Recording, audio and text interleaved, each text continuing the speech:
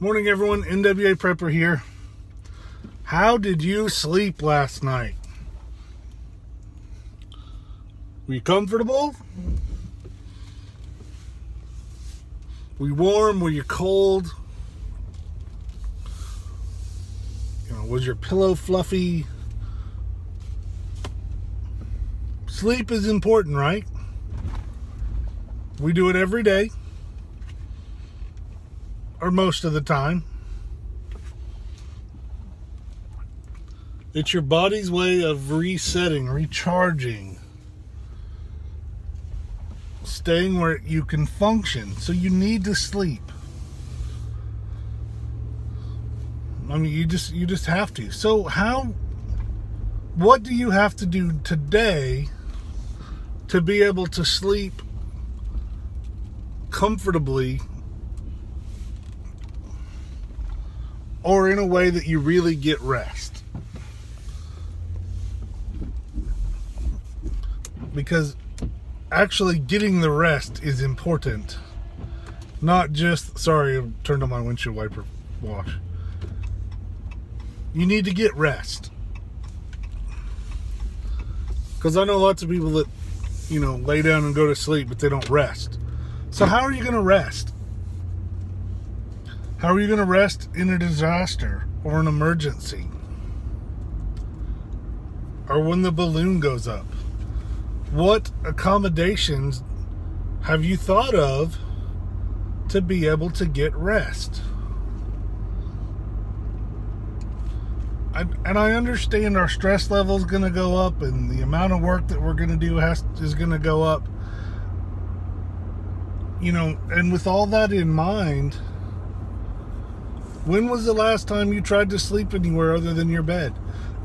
And I'm not talking about just those that are bugging out. I'm talking about everyone. Oh man, that is just so beautiful. I wish you guys could see it. Fog by a river in a field. Yeah, anyway. How are you going to sleep? How are you going to rest if you have to go somewhere other than your home? How are you going to stay comfortable if you're in your home? An example would be, I sleep way better with a little bit of airflow. It doesn't have to be a lot. I mean, I don't have a giant box fan at the end of my bed. But we do have a little oscillating fan in our bedroom.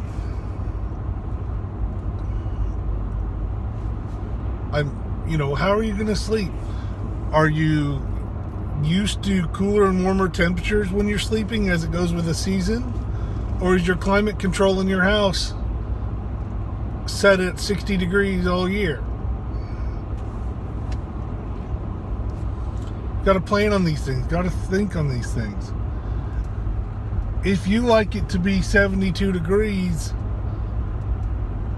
when you go to sleep at night and can notice the difference in any other way, how are you going to react when you're in the south and you don't have air conditioning?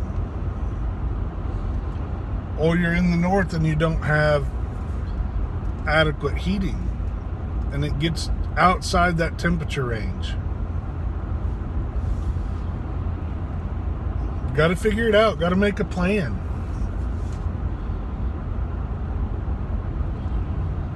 Do you have extra clothing and or extra linens, sleeping bags, blankets, quilts, whatever method of that you want to call it? Do you have that at your bug out location? It's not sexy. Pink blankets from Goodwill are not as sexy as a new AR. They'll go a lot further in keeping you alive most of the time.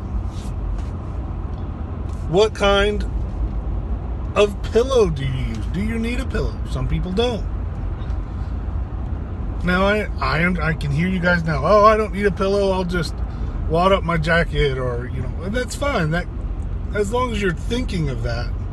I'm not meaning you have to have this giant pillow. I'm trying to think of like a fancy pillow. You don't have to have some fancy pillow in your bug out bag.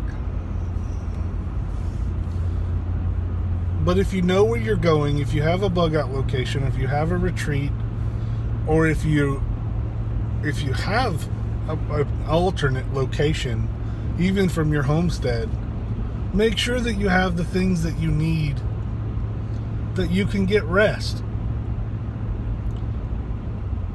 Blankets, a pillow, mattresses, like camping mattresses or more. If you have a designated bug out location, a place to sleep is high on the list. You want it to have ventilation so it doesn't stink, so you can get it warm, so you can get it cold or cool. You don't have to get it cold, but you need a way to lay down and be comfortable so you can get rest. This all came up for this last weekend. I went on a trip, and I had what I needed to be comfortable, but I chose not to put it up. Hammocks are comfortable to me. I have a big double hammock, and I've got an underquilt and an overquilt and a tarp. I mean, I can be pretty comfortable,